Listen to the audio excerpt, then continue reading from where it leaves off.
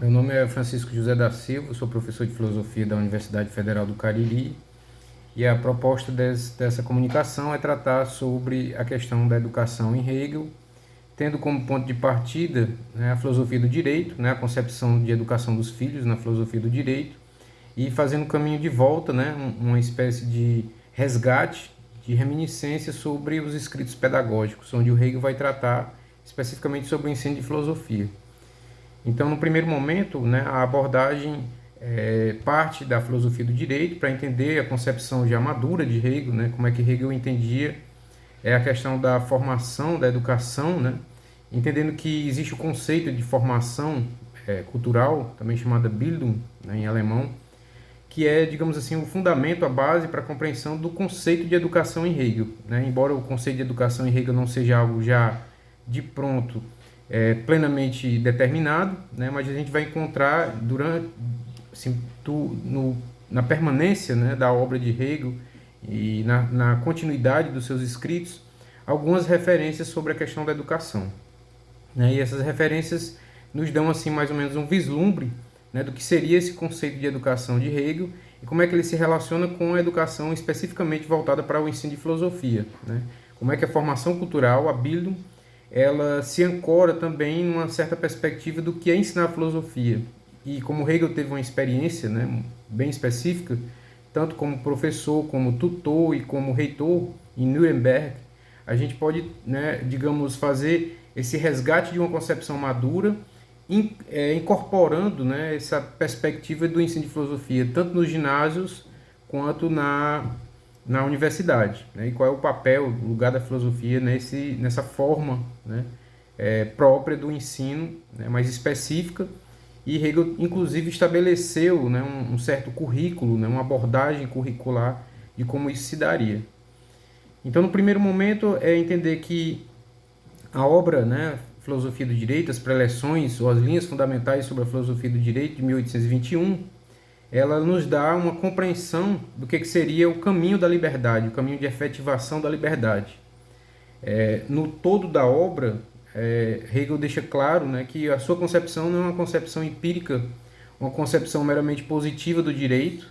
mas ela tenta estabelecer os princípios, né, especulativos do que seria o direito enquanto tal, né? Isso entendendo o direito aqui como o campo do ethos, o campo da liberdade, e aqueles momentos em que esse conceito de liberdade ele vai se efetivando. Então, no primeiro momento, a gente compreende, né, a partir da leitura que Hegel faz do direito positivo, também chamado direito abstrato, em que o Hegel fundamenta a ideia de que a liberdade não se realiza no direito das coisas nem no contrato, né? São dois conceitos que estão aí na base dessa ideia do direito, né, o direito abstrato, e que Hegel considera que é apenas um primeiro momento de imediatez, né, da liberdade, ou seja, a liberdade que é, digamos, efetivada, ou pelo menos se pretende efetivar na posse de coisas ou na relação entre pessoas, né? O Hegel vai mostrar que nesse momento a liberdade ainda não é possível, né, porque não há ainda um reconhecimento das pessoas de tal forma que elas se compreendam como autônomas e livres. Mas isso é mediado pelas coisas, né? Mediado pela posse, pela propriedade. Num segundo momento, né, do desenvolvimento dialético do conceito de liberdade, a gente vai ter aquilo que o Hegel vai chamar de moralidade, né, ou uma compreensão, né, mais subjetiva do que seria moralidade, e aí vai toda uma concepção que remonta a Kant, né, a compreensão de como é que na interioridade se dá esse conceito, né, de uma liberdade e de uma autonomia enquanto própria do indivíduo. O Hegel também vai fazer uma crítica a essa concepção, vai mostrar que ela é apenas um momento, né, da liberdade em si mesma, né, voltada para si mesma, mas ainda não efetivamente realizada. O que vai se dar apenas no próximo momento, né, de desenvolvimento do espírito, que vai ser o que Hegel vai chamar de a substancialidade ética, né? E essa substancialidade ética, ou eticidade, o reino da eticidade, ele vai se dar na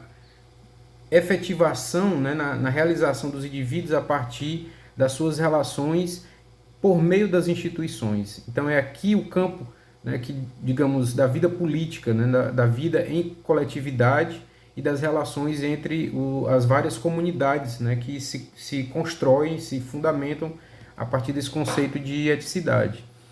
Num primeiro momento, a gente vai ter a família, né, como essa forma mais imediata, essa primeira comunidade, né, onde os indivíduos são gerados e são formados, e é aí que se encontra, né, o conceito de educação. Né? Na família existe um primeiro aspecto mais natural, né, da relação do amor, depois um aspecto do patrimônio da família e o casamento como aquele momento em que há, digamos, essa tentativa de um liame, né, de uma ligação entre os membros da família, que depois vai ser dissolvido com a geração dos filhos, né, que vão ser agora indivíduos autônomos e ao mesmo tempo vão constituir a sua própria família. Então, uma vez a família se constitua enquanto tal e haja a geração dos filhos e a sua formação, o momento seguinte é justamente o da dissolução da família. E é justamente nessa transição, né, da família para a sociedade civil em que acontece, né, uma compreensão, né, do Hegel da ideia de educação, né, a educação dos filhos. Aqui não um conceito mais amplo de educação, mas um conceito mais específico. É justamente esse conceito que está ligado, né, à ideia de que os filhos devem ser formados, devem ser levados, né, à liberdade e à autonomia, e a educação é justamente esse passo, né, para que ele possa se tornar um indivíduo, e a ideia do indivíduo tem a ver com o conceito de sociedade civil, né, que é o reino das necessidades, onde os indivíduos buscam, né, satisfazer suas necessidades, para que no terceiro momento, né, de desenvolvimento, tanto da coletividade quanto dos indivíduos, a gente encontre o Estado como aquela realização do conceito de polis, né, o resgate do conceito de polis, agora a partir da modernidade, que traz em si, né, no seu interior, a ideia de individualidade, coisa que os gregos ainda não concebiam. Então, a sociedade política, né, ou a polis, ou o Estado, vai ser justamente essa efetivação plena dos direitos e dos deveres dos cidadãos compreendidos nessa comunidade mais ampla e que tem seu fundamento, né, no conceito ético. Claro, a transição, né, a saída da família para a sociedade civil, ela requer justamente esse momento, que é o momento da formação, da educação dos filhos. Né? E o Hegel vai dizer isso, né, sobre essa questão, justamente no parágrafo 175 da Filosofia do Direito, onde ele vai dizer o seguinte, né, cito Hegel, a sua educação dos filhos oferece do ponto de vista da família um duplo destino positivo. Primeiro, a moralidade objetiva é introduzida neles, com a forma de uma impressão imediata e sem oposição. A alma vive a primeira parte de sua vida neste sentimento, no amor, na confiança e na obediência como fundamento da vida moral. Tem a educação, depois, um destino negativo, do mesmo ponto de vista, o de conduzir as crianças desde a natureza imediata em que primitivamente se encontram para a independência e a personalidade livre e, por conseguinte, para a capacidade de saírem da unidade natural da família. Então você vê aqui, né, como é que a educação ela se distingue em dois momentos, um momento positivo, né, um momento em que ela, digamos, estabelece, né, na alma, né, da criança esse fundamento da vida moral, e depois um momento negativo, né, do mesmo ponto de vista, que conduz as crianças dessa natureza imediata, que, né, foi dada, né, a partir daquela relação familiar, em vista da independência e da personalidade livre, né, que é a ideia, o conceito ético, né, que está na base aqui da ideia de educação. Esse conceito está ligado, né, essa formação ética está ligada também àquilo que o Hegel vai discutir, né, fundamentalmente nos seus escritos pedagógicos, os escritos que tratam, né, da questão do ensino, da pedagogia e da educação, especialmente quando ele trata da questão do ensino de filosofia, né? Como é que Hegel concebe o ensino de filosofia, e é fundamental que a gente compreenda qual é o papel, né, que a filosofia vai ter nessa formação ética também do indivíduo, né? Como é que nos primeiros, né, momentos da educação é fundamental que os indivíduos tenham, né, essa compreensão da doutrina ética, da doutrina moral, como é que isso aos poucos vai sendo constituído na sua formação, né, educacional, para que ele, na maturidade, possa, né, exercer efetivamente a sua cidadania e também, né, para que ele possa compreender de uma forma mais da totalidade, né, a compreensão propriamente filosófica, de qual o lugar, qual o sentido do Estado, né, qual o sentido da vida ética. E aí, fazendo essa memória, né, esse resgate, digamos assim, do que Hegel compreende como o papel, né, digamos, da educação ou da formação cultural, a Bildung,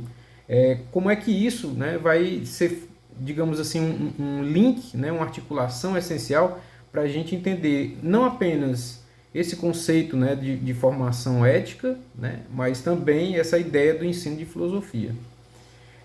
Um primeiro momento, né, para a gente entender isso é lembrar que nós, enquanto herdeiros, né, da tradição clássica e ao mesmo tempo da modernidade, né, nossa contribuição busca discutir a educação e a questão do ensino de filosofia. E tomando como referência essa primeira compreensão, né, digamos, do pensamento filosófico pedagógico de Hegel, baseado, né, nesse chão, digamos, mais sólido que é o Hegel da maturidade. E resgatando essa experiência educacional de Hegel, como reitor, como professor, como tutor, a gente pode, digamos, vislumbrar possibilidades, né, para entender melhor qual o lugar da filosofia na educação. Primeiramente, né, a gente deve lembrar que Hegel, né, nos seus escritos de educação, eles são resultado de uma experiência, né? Eles não são apenas um vislumbre, uma tentativa de especular meramente sobre a educação, mas são escritos que dizem respeito a uma experiência mais histórica, concreta de Hegel no ginásio de Nuremberg, né? Esse período, né, em que ele esteve envolvido no ensino e na reitoria do ginásio de Nuremberg de 1805 até 1815. E esse momento, né, da formação, da atuação de Hegel como professor e como reitor, se deve principalmente à relação com Friedrich Nietzsche, né, que é um educador alemão responsável pela reforma do ensino, né, e principalmente do ensino protestante, né, do ensino dos ginásios. E nessa época estava em confronto duas concepções de educação, né, a dos filantropistas e a dos neo-humanistas, né, aqueles que tinham uma preocupação com a formação clássica, né, humanística, tal como a formação clássica, mas também aquela outra perspectiva que está mais ligada também à modernidade, ao desenvolvimento aí do capitalismo, que é justamente a dos filantropistas, né? Entre os quais a gente pode citar, entre os neo-humanistas, Humboldt, Goethe e o próprio Hegel. Friedrich Nietzsche, né, que convida Hegel para o ginásio de Nuremberg, era um ardoroso defensor da educação humanística, publicando em 1808 a sua obra A Luta do Filantropismo e do Humanismo, né, Der Streit des Philanthropismus und des Humanismus.